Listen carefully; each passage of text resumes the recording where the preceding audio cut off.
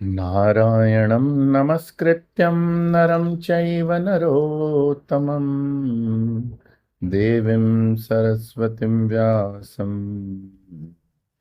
ततो जयमुदीरये। श्रीमद्भागवत महात्म्य। सूत जी ने बताया, जब भगवान कृष्ण इस धराधाम को छोड़कर अपने वैकुंठ धाम जा रहे थे, तब उद्धव जी ने उनसे प्रश्न पूछे जो 11वें स्कंध में आते हैं। मैं आपको वो बताता हूँ। उद्धव जी ने पूछा, हे भगवान, आपने तो भक्तों का कार्य करने के लिए अवतार लिया था और अब आप अवतार कार्य समाप्त करने जा रहे हैं। मुझे तो बड़ी चिंता हो रही है, क्योंकि अब कली यहाँ अपने आने वाला है। फिर यहाँ दुष्ट लोग भर जाएंगे, उनके संग में संतों का स्वभाव भी उग्र हो जाएगा, पृथ्वी पर भार बहुत बढ़ जाएगा। ऐसे समय में गाय रूपी पृथ्वी किसका आधार लेगी? हे कमल लोचने, मुझे तो आपको छोड़कर इसका कोई त्राता नजर नहीं आता। हे भक्त वत्सल, आप पृथ्वी को छोड़कर मत जाइए, आप यहीं रहिए। यद्यपि आप चिन्मय हैं, निराकार हैं, फिर भी भक्तों के लिए आकार धारण करके यहाँ आए हैं। अब आपसे वियुक्त होकर आपके भक्त कैसे रहेंगे?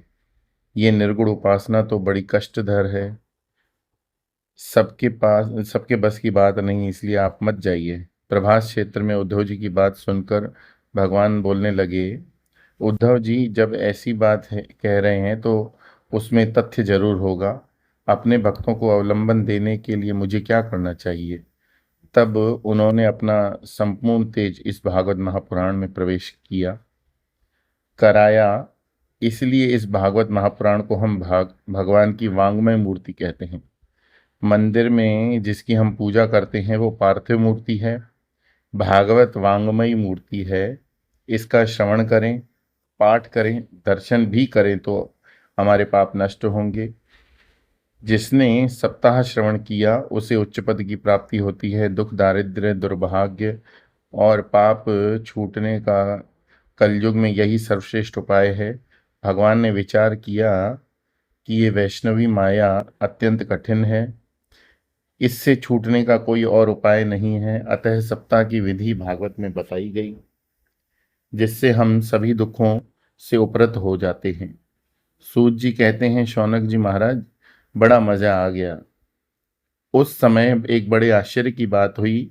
प्रेम स्वरूपा भक्ति देवी उस समय अपने दोनों पुत्रों ज्ञान वैराग के साथ, जो तरुण हो गए थे, श्री कृष्ण गोविंद हरे मुरारी और नाचते हुए वहां पहुंची। भक्ति सुतौ तौ तरुणो गृहीत्वा प्रेमैकरूपा सहसा विरासीत्।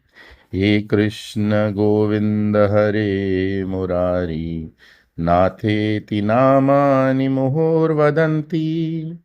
सब लोगों को आश्चर्य हुआ कि भक्ति कहाँ से आ गई, और उन्होंने आपस में तर्क करना शुरू कर दिया। तब कुमारों ने कहा कि भागवत की कथा के अर्थ के प्रादुर्भाव को ही भक्ति कहते हैं। यानी भागवत की कथा के श्रवण में हृदय में जो भाव निर्माण होता है उसे भक्ति कहते हैं। भगवान के गुणों को श्रवण करने से, भगवान की लीलाओं का श्रवण करने से, उनके दिव्य रूप चिंतन करने से हृदय में जो अच्छे अच्छे भाव जागृत होते हैं, उसी को भक्ति भाव का प्रादुर्भाव कहते हैं। फिर भक्ति अपने पुत्रों के साथ विनम्र स्वर से कहने लगी, कलयुग में मैं नष्ट हुई जा रही थी, लेकिन आपकी कथा से फिर से स्वस्थ हो गई हूँ। बताइए मैं क्या करूं और क्या कहाँ रहूं? तब सनत कुमारों ने कहा, तुम भक्तों को भगवत स्वरूप का ज्ञान कराने आई हो, अनन्य प्रेम का संपादन करने वाली हो, संसार रूपी सभी रोगों का निर्मूलन करने वाली हो। इसलिए तुम नित्य धैर्य धारण करके सभी विष्णु भक्तों के हृदय में निवास करो। यह कलयुग भले कि हर जगत जगह अपना प्रभाव डाले हुए है, लेकिन जहाँ तुम होगी वहाँ कोई प्रभाव नहीं पड़ेगा। ऐसा सुनकर भक्ति ने तुरंत ही भगवत भक्तों के हृदय में प्रवेश किया। दुनिया में कोई कितना दरिद्र क्यों न हो, अगर उसके हृदय में भक्ति जागृत हो जाती है तो भगवान भगवान भक्ति मार्ग में उसके हृदय में प्रवेश करते हैं। भागवत तो भक्ति का साक्षात विग्रह है, भगवान की वांग्मयी मूर्ति है, इसलिए इनका पठन पाठन और मनन करके जीवन का भाग बनाना चाहिए।